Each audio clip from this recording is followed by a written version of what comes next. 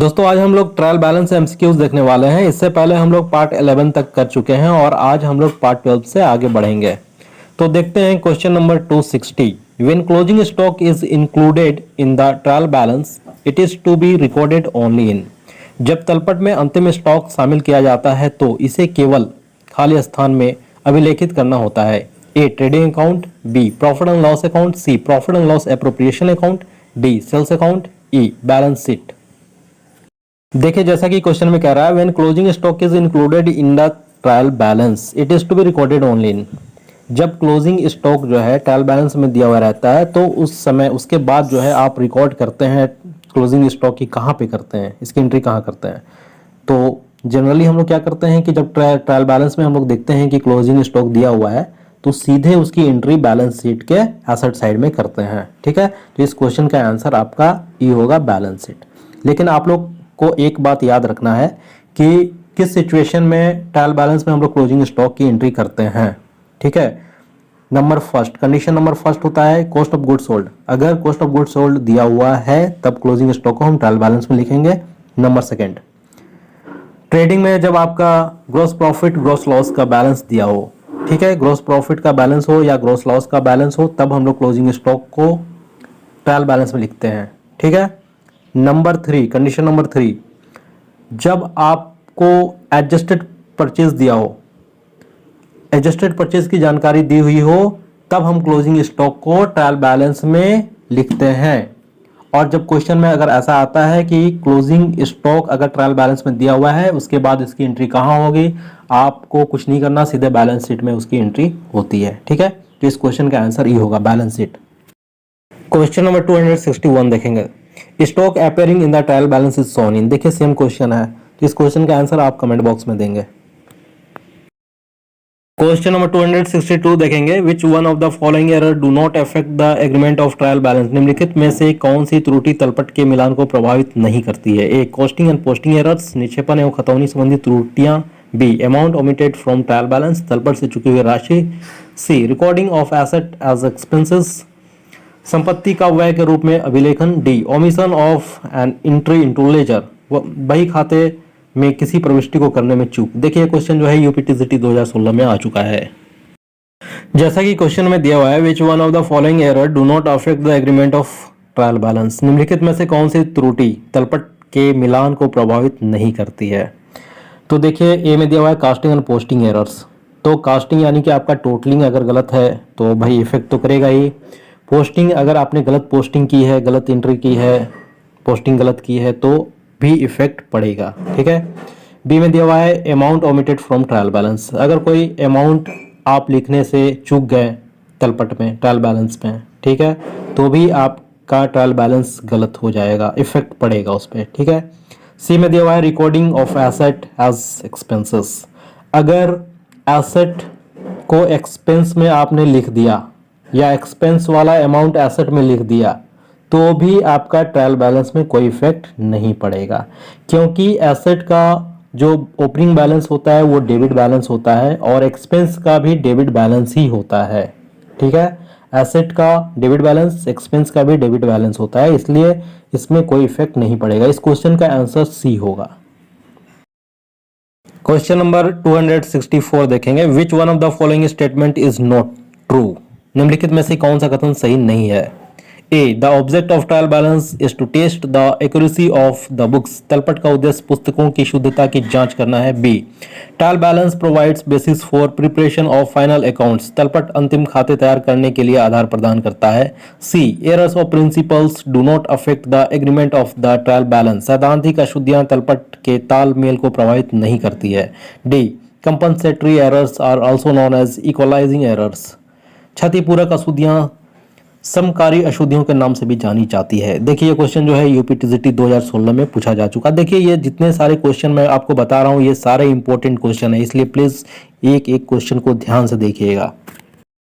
जैसा कि क्वेश्चन में दिया हुआ है, which one of the following statement is not true. निम्नलिखित में से कौन सा कथन सही नहीं है। तो ए में दिया हुआ the object of trial balance is to test the accuracy of the books.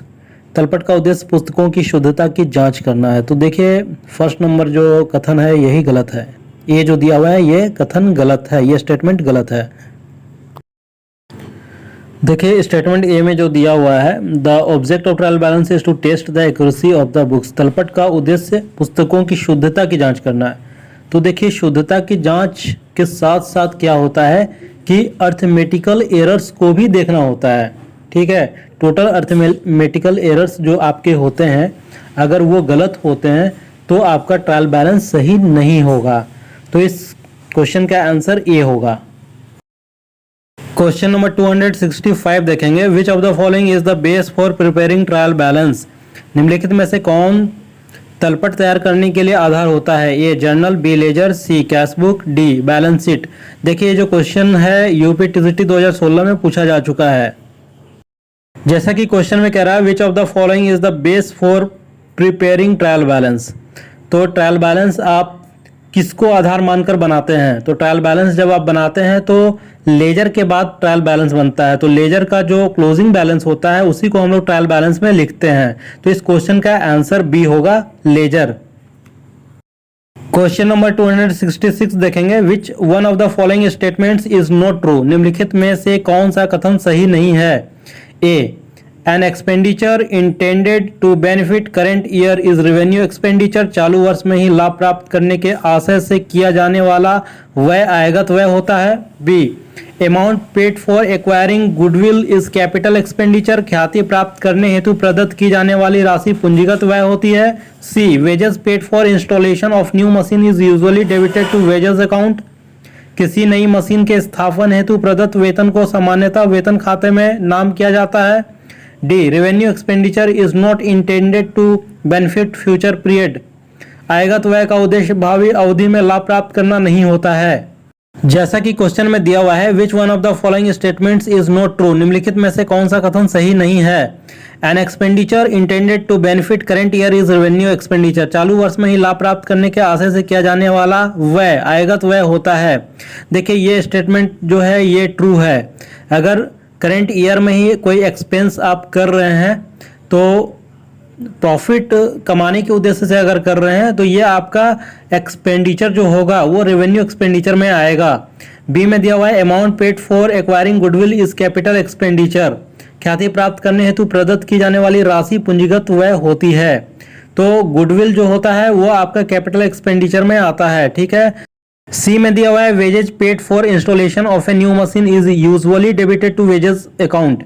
तो देखिए wages paid for installation of new machine, नया मशीन के इंस्टॉलेशन में अगर वेजेस का पेमेंट हो रहा है तो उसको हम लोग वेजेस अकाउंट में डेबिट नहीं करके कहाँ डेबिट करते हैं? मशीनरी अकाउंट में करते हैं। ठीक है, तो ये स्टेटमेंट जो है ये गलत दिया हुआ है। क्वेश्चन में यही पूछ रहा था कि which statement is not true. ठीक है, तो इस क्वेश्चन का आंसर सी होगा। क्वेश्चन नंबर 267 देखेंगे, निम्न में कौन सी अशुद्धि तलपट के मिलान में बाधक नहीं होगा? ए खाते के गलत पक्ष में लिखना, बी खातों के गलत योग लगाना, सी क्षतिपूरक अशुद्धि, डी खातों के शेष निकालने में गलती। देखिए ये क्वेश्चन जो है टीजीटी 2011 में पूछा जा चुका है। जैसा कि क्वेश्चन में दिया हुआ है निम्न में कौन सी अशुद्धि तलपट के मिलान में बाधक नहीं होगी। तो देखिए ए में दिया हुआ खाते के गलत पक्ष में लिखना। भाई लेजर बना रहे हैं उसकी एंट्री अगर आप गलत कर रहे हैं, उसकी गलत साइड में एंट्री कर रहे हैं तो क्या होगा? ट्रायल बैलेंस नहीं मिलेगा आपका। बी में दिया हुआ खातों के गलत योग लगाना। अगर लेजर बना रहे हैं और लेजर में आपकी बैलेंसिंग गलत हो गई है तो ट्रायल बैलेंस नहीं मिलेगा। सी में दिया हुआ क्षतिपूरक अशुद्धि। क्षतिपूरक अशुद्धि को हम लोग क्या कहते हैं? कंपनसेटरी एरर कहते हैं। ठीक है, इसमें क्या होता है? अगर मान लिया जाए कि राम के खाते में 1000 रुपये डेबिट करना था किंतु क्या हो गया? 100 रुपया डेबिट किया गया, और श्याम के खाते में 100 रुपया डेबिट करना था किंतु उसके अकाउंट में कितना? 1000 रुपया हमने डेबिट कर दिया। तो उसमें क्या हुआ? ट्रायल बैलेंस में कोई फर्क पड़ा? कुछ नहीं हुआ। इसका मतलब क्या है कि क्षतिपूरक अशुद्धि से आपके ट्रायल बैलेंस में मिलान करने में कोई बाधक नहीं होगी। इस क्वेश्चन का आंसर सी होगा, क्षतिपूरक अशुद्धि। क्वेश्चन नंबर 268 देखेंगे, तलपट में खाने होते हैं ए 8, बी 5, सी 4, डी 2।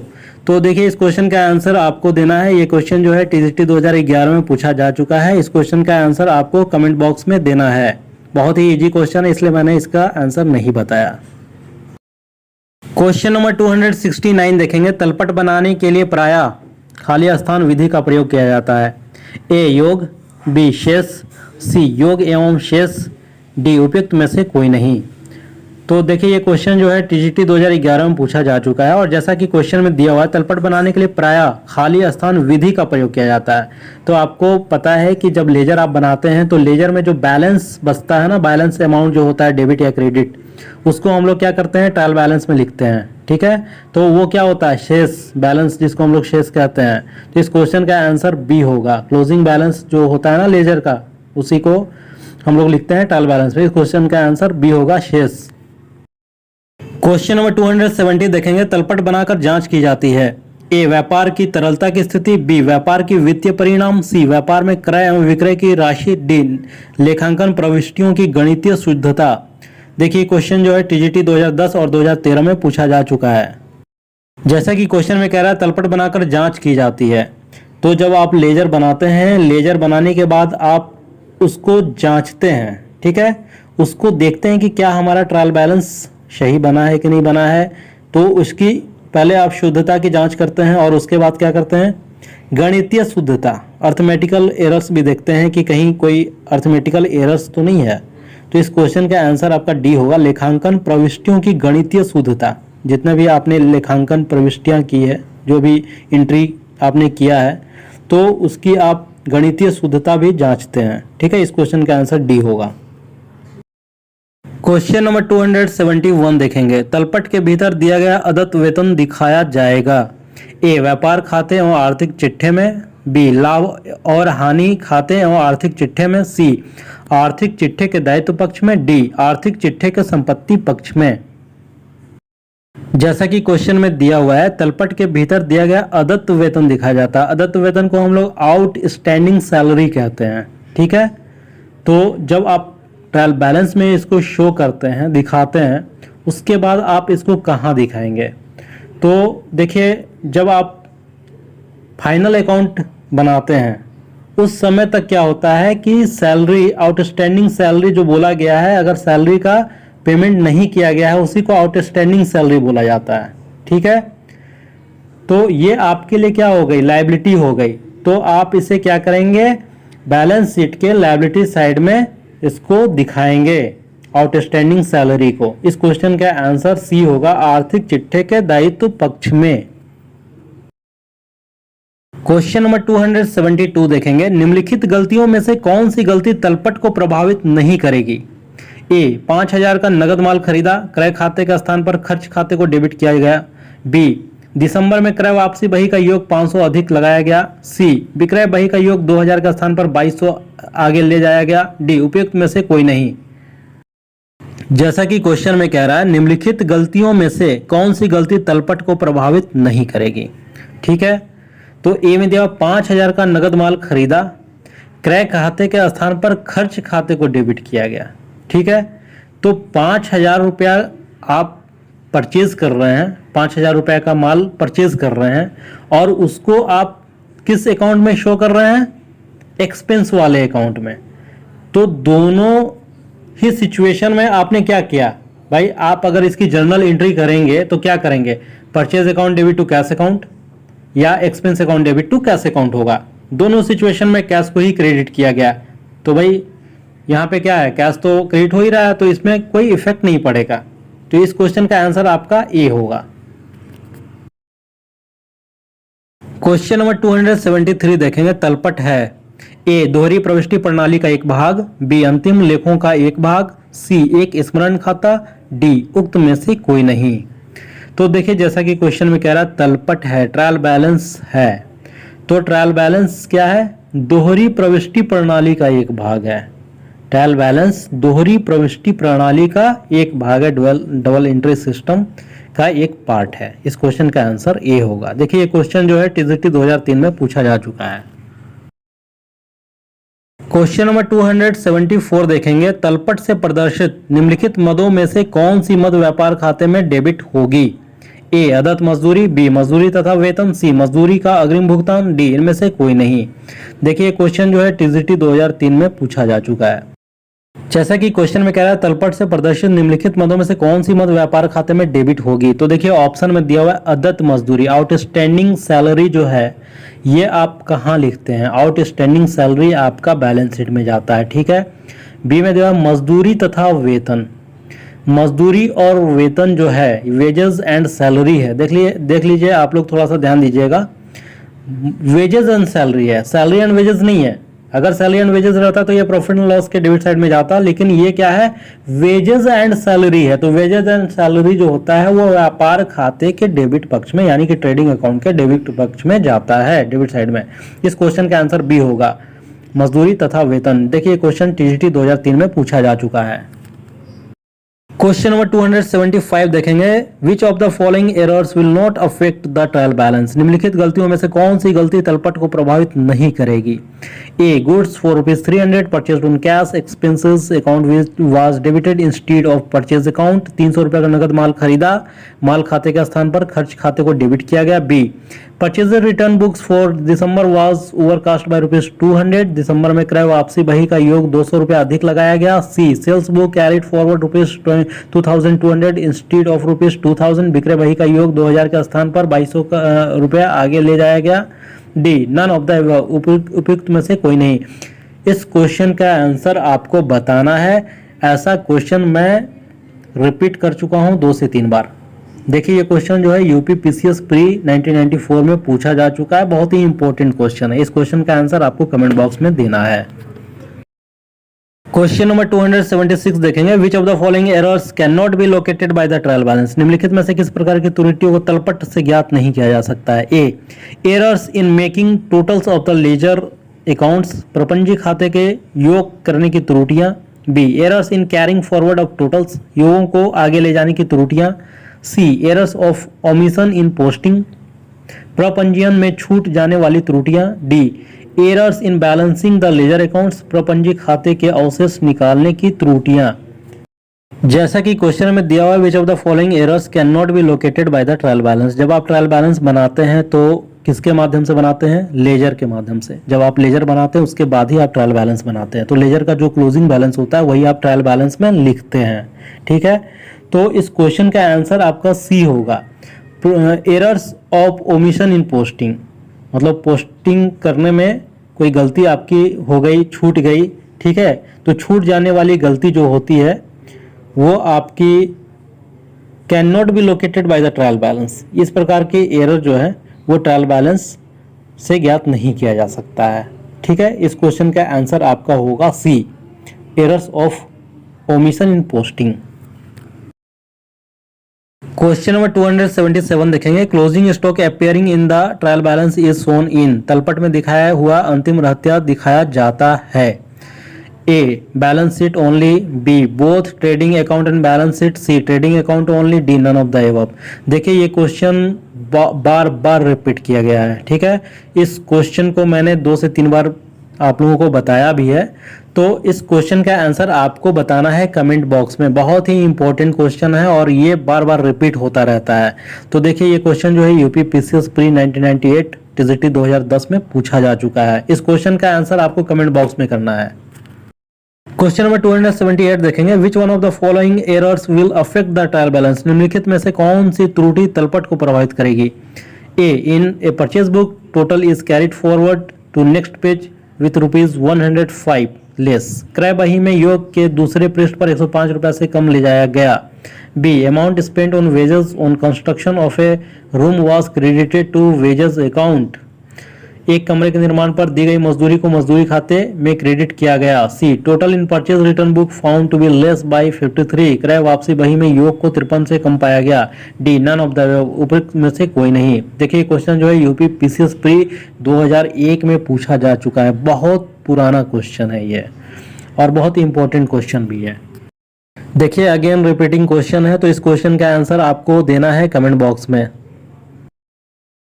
क्वेश्चन नंबर 279 देखेंगे, closing stock shown in the trial balance will be carried to, तलपट में दिखाया गया अंतिम रहत्यों को निम्न में दर्शाया जाता है। A, trading account only. B, balance sheet only. C, trading account and balance sheet. D, profit and loss account only. देखिए ये फिर से रिपीट कर रहा है क्वेश्चन, बहुत ज्यादा रिपीट किया है ये क्वेश्चन।